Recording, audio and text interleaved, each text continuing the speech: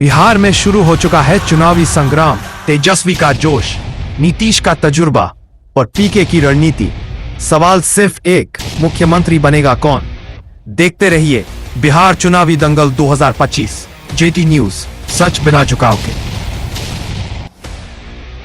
आप सभी साथियों का आज यहाँ समय निकाल कर आने के लिए बहुत आपको आजकल न्यूज भी कवर करना है। हर पार्टी, हर नेता, हर गठबंधन के यहाँ पहुँचना है, इसलिए हम लोग इस पूरे प्रेस वार्ता को बहुत छोटा ही रखेंगे।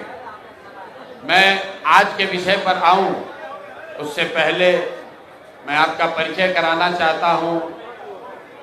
भागलपुर के बड़े वकील अभयकांत झा जी का, जो करीब 74 साल की उम्र में जनसुराज से जुड़ रहे हैं।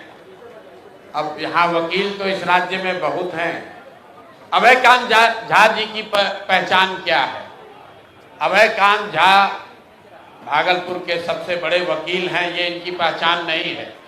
इनकी पहचान ये है कि बिहार के सामाजिक राजनीतिक जीवन में सबसे विध्वंसकारी जो भागलपुर के दंगे हुए, आप सभी लोग जिन्होंने भागलपुर दंगे के बारे में पढ़ा है, सुना है, उन दंगों में मुस्लिम समाज के जितने लोगों के साथ त्रासदी हुई, ये अभयकांत झा हैं जिन्होंने उन सारे मुस्लिम समाज के लोगों का केस करीब करीब निःशुल्क लड़ा है।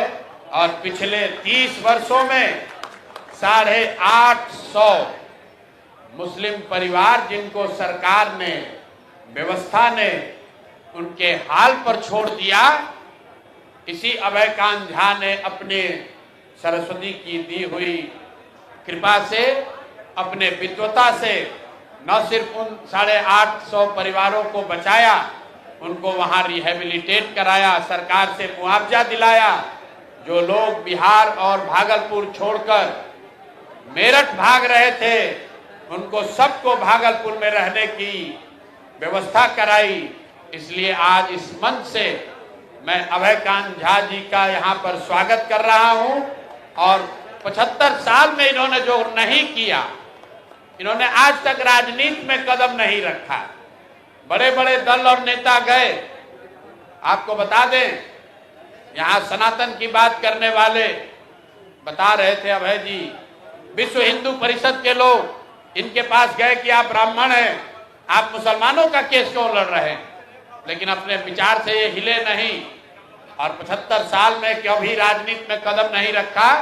आज जनसुराज के इस व्यवस्था परिवर्तन के अभियान का हिस्सा बन रहे हैं। हिस्सा ही नहीं बन रहे हैं। जैसे भीष्म पितामह ने गांडी उठाई थी, वैसे भागलपुर से जनसुराज के उम्मीदवार भी होंगे। तो एक बार इनका तहे दिल से शुक्रिया कर रहा हूं, इनका अभिनंदन कर रहा हूं। बाकी मैं आपको सिर्फ 2 बात बताऊंगा। सूची बनाने और जारी करने की जिम्मेवारी राज्य के इस पार्टी के नेताओं की है, लेकिन जो हम लोगों ने वादा किया था कि जिस समाज की जितनी संख्या है उसको उतनी भागीदारी जरूर दी जाएगी। और सिर्फ जाति के आधार पर नहीं, हमने कहा था कि जनसुराज में हर समाज से अच्छे लोग निकाल कर लाएंगे और जब बहुत सारे लोग हो जाएंगे तो उसमें से तय किया जाएगा कि हर समाज का अच्छा आदमी इसका भागीदार बने। तो जब 243 की सूची पूरी होगी तो शायद ही कोई बिहार का समाज बचेगा जिसकी भागीदारी नहीं होगी।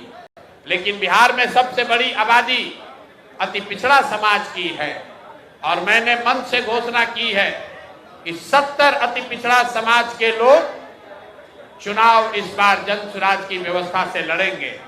अगर उनके पास, कुछ साथियों के पास साधन नहीं है, उनको साधन भी दिया जाएगा, उनका प्रशिक्षण भी किया जाएगा। उसी वादे के तहत आज जो सूची जारी हो रही है और पिछली जो सूची जारी हुई है, आज कुल 66 नाम जारी किए जा रहे हैं। 66। इससे पहले 51 नाम जारी किए गए थे। सॉरी, इस बार 65 आज हो रहा है, पहले 51 हुआ है। तो दोनों मिलाकर 116 सीट हुआ। 116 में 25 रिजर्व है, आरक्षित सीटें 25 जो हम लोग रिजर्व घोषित कर रहे हैं, बच गई 91। 91 में 31, 91 में 31 अति पिछड़ा समाज को भागीदारी दी गई है। बिहार के इतिहास में किसी मेन स्ट्रीम पार्टी ने आज तक अति पिछड़ा समाज के लोगों को इतनी बड़ी भागीदारी कभी नहीं दी है। लोगों ने यहां सामाजिक न्याय का नारा लगाया है, जातियों की राजनीति की है, लेकिन आज तक किसी भी दल ने 1/3 भागीदारी अति पिछड़ा समाज की नहीं दी है। और अभी देखिए मैं नाम ले रहा हूं और यहां पर अति पिछड़ा समाज के एक बहुत बड़े नेता रामचंद्र सहनी जी आ रहे हैं, इनका मंच पर स्वागत कीजिए। आज ये भी जन सुराज का हिस्सा आइए, लेकिन अभी आ गए, बैठिए। तो जब आपकी नीयत ठीक होती है, तो जब मैं वही चर्चा कर रहा हूं कि बिहार के इतिहास में पहली बार कोई दल 1/3 सीट अति पिछड़ा समाज को दे रहा है, तो अति पिछड़ा समाज के बहुत बड़े चेहरा रामचंद्र सहनी जी सुगौली इस चंपारण के, आप में से कुछ लोग जानते होंगे, मंच पर ये आए हैं। शायद आज जनसुराज परिवार का हिस्सा भी बनेंगे। मैं अपने और अपने जनसुराज के सभी साथियों के साथ इनका तहे दिल से स्वागत और शुक्रिया अदा कर रहा हूं। मैं 1 मिनट में अपनी बात खत्म करूंगा। आज की सूची को लेकर 116 नाम जो जारी हुए, उसमें 25 रिजर्व हुआ। 91 सीट जो जनरल कैटेगरी की जारी हो रही है, उसमें 31 ईबीसी समाज के लोग हैं, 21 ओबीसी समाज के लोग हैं, और उसके बाद 21 इसमें मुस्लिम समाज के लोग हैं। पिछली बार 7 दिया गया था, इस बार 14 दिया गया है। तो जो बात हम लोगों ने जनसुराज में कहा है कि जिस समाज की जितनी संख्या है, उस समाज से उतने लोगों को ढूंढकर, आग्रह करके, समझाकर, मदद करके, हाथ पकड़ के लाएंगे और उनको बिहार की इस व्यवस्था परिवर्तन के अभियान का हिस्सा बनाएंगे। मैं चाहूंगा कि अब सूची जो आज की है वो हम लोग के राज्य के अध्यक्ष माननीय मनोज भारती जी आपके सामने रखेंगे। उसके बाद हम लोग आपका सवाल जवाब लेंगे। अगर आपकी सबकी अनुमति हो तो 2 लाइन रामचंद्र सहनी जी से ये अपनी बात रखेंगे, और अभय जी कैसे इन्होंने 850 भागलपुर के दंगे से पीड़ित मुस्लिम परिवारों के लिए इन्होंने कैसे मदद की है, और अपना परिचय अगर ये 2-2 मिनट दे देंगे तो हम सब उसके लिए अनुग्रहित होंगे। बहुत बहुत धन्यवाद।